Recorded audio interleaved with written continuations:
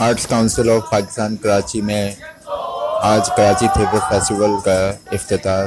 सूबाई वज़ीर सकाफ़त सैयद सरदार अली शाह और president arts council Mohammad Ahmad Shah,